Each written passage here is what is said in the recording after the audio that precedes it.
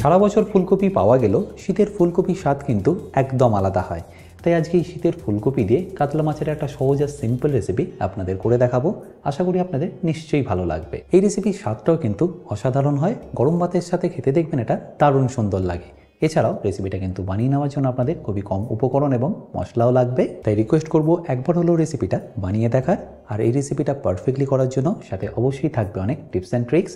By the way, আমি chef Atanu, আপনারা দেখছেন অতনু রান্নাঘর। আর আজকে আমাদের রেসিপি শীতের ফুলকপি ও আলু দিয়ে কাতলা মাছের ঝোল। তাহলে এই রেসিপিটা বানানোর জন্য আমি এখানে নিয়েছি 6 পিস কাতলা মাছ, যেটা ওজনে 1 কেজি। এবার এটাকে আপনাদের ম্যারিনেট করে নিতে হবে অল্প একটু হলুদ গুঁড়ো, নুন আর সর্ষের তেল দিয়ে। একদম সিম্পল ম্যারিনেশন, দেখেই বুঝতে পারছেন যেটা আমরা ইউজুয়ালি মাছ ভাজার আগে করে থাকি সেরকমভাবেই করে নিতে হবে।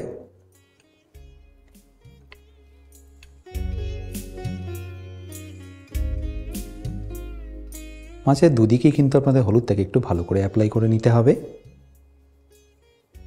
আর তার সাথে নুনটাও।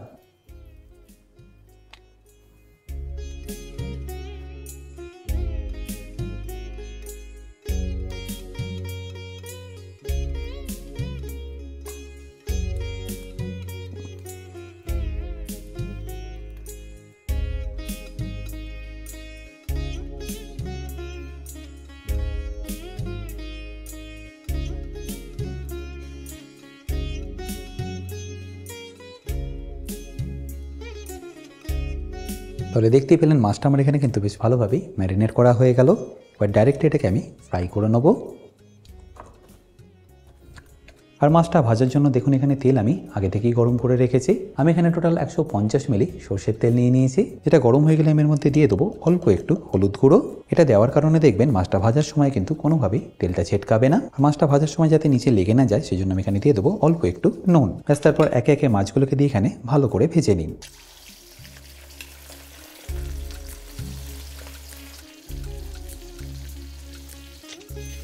দেখতেই পাচ্ছেন হলুদ দেওয়ার কারণে তেলটা কিন্তু একদমই ছেটকাচ্ছে না। আর একদিকটা ভাজা হয়ে গেলে পাল্টে নিন, অপর দিকটাই একইভাবে ভেজে নিন।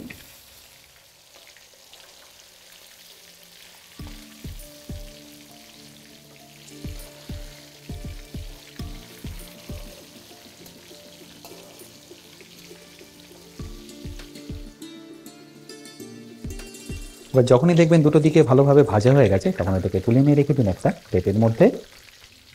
এই ঝোলের মাছে কিন্তু আপনাদের খুব বেশি কালার দিতে হবে না, হালকা একটু এরকম কালার আসলেই তুলে নেবেন।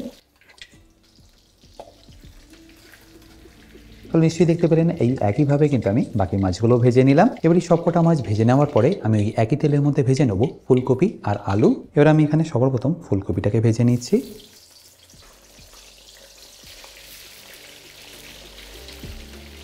ফুলকপিটাকে আপনাদের এখানে হাই ফ্লেমেই ভেজে নিতে হবে। আর এই ফুলকপিগুলো ভাজার সময় কিন্তু আপনাদের খুব বেশি কালার দেওয়া চলবে না, জাস্ট ফুলকপির যে কাঁচা গন্ধটা সেটা চলে গেলে আপনাদের এটাকে তুলে নিতে হবে।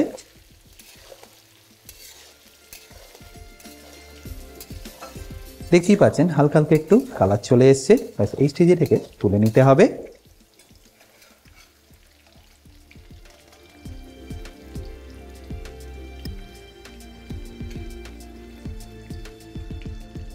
এবার এই একই তেলের মধ্যে আমি এখানে আলুটাকেও ভেজে নেব।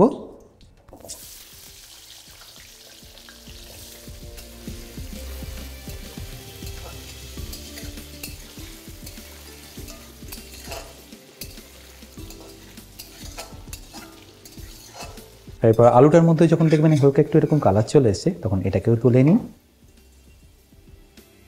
তাহলে নিশ্চয়ই দেখতে পেলেন ফুলকপি আর আলুটাকে এখানে কিন্তু আমি বেশ ভালো করেই ভেজে নিয়েছি। এবার এটাকে আমি সাইডে রেখে দিচ্ছি।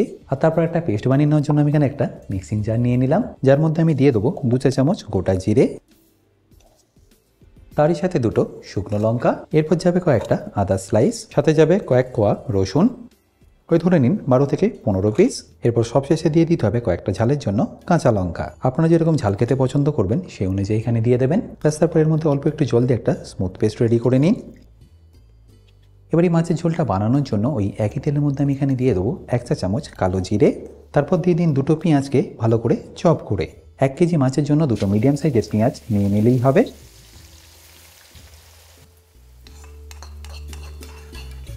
এবার ফ্লেমটাকে হাই করে খুব ভালো করে পেঁয়াজটাকে আপনাদের ভেজে নিতে হবে। আবারও বলছি, 1 কেজি মাছের জন্য আপনাদের 2টো পেঁয়াজ দিয়ে দিলেই হবে। এর থেকে বেশি পেঁয়াজ দিলে কিন্তু টেস্টটা অন্যরকম হয়ে যাবে। এবার যখনই দেখবেন পেঁয়াজটা বেশ ভালোভাবে এরকম লাল লাল হয়ে ভাজা হয়ে গেছে, তখন এখানে দিয়ে দিন পেস্টটা।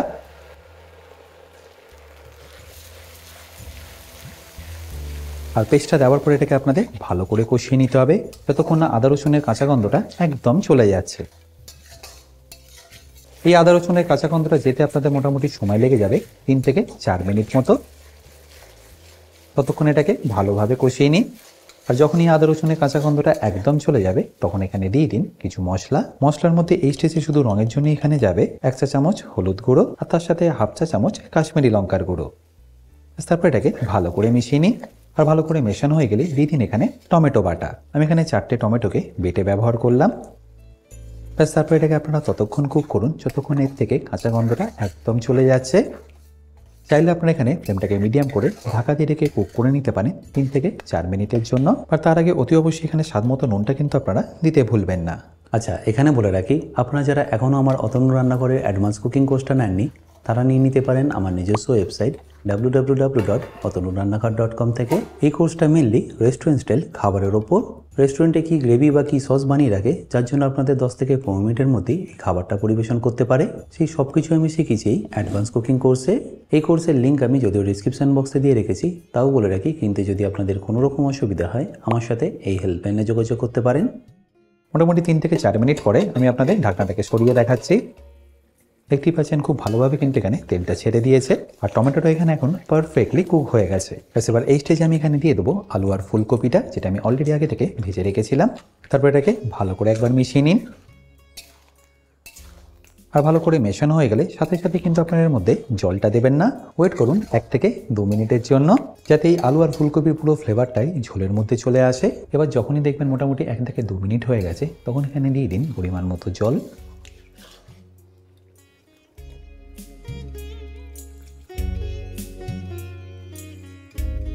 এখানে কিন্তু আমি একদম পাতলা ঝোল করছি। জলটা একটু কম দিয়ে আপনারা চাইলে ঝোলটাকে কিন্তু একটু গাঢ়ও রাখতে পারেন। আচ্ছা, এখানে বলে রাখি, আপনারা যারা অতনু রান্নাঘরে ইউটেন্সিলগুলো কিনে নিতে চাইছেন, লিঙ্ক আমি ডেসক্রিপশন বক্সে দিয়ে রেখেছি। অ্যামাজন থেকে সেটা আপনারা ইজিলি কিনে নিতে পারবে। আর যখনই দেখবেন এটা ভালোভাবে ফুটে গেছে, তখন এখানে দিয়ে দিন একে একে মাছগুলো।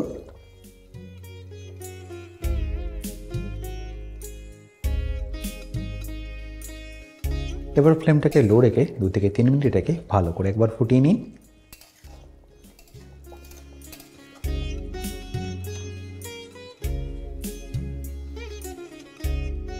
এবার যখন এটা ভালোভাবে ফুটে যাবে, তখন এটাকে ফাইনালি ফিনিশ করে নিন অল্প একটু ধনেপাতা দিয়ে।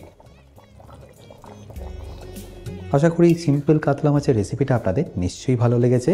আর যদি ভালো লেগে থাকে, অতি অবশ্যই কিন্তু আমাকে একবার কমেন্টে জানাতে ভুলবেন না।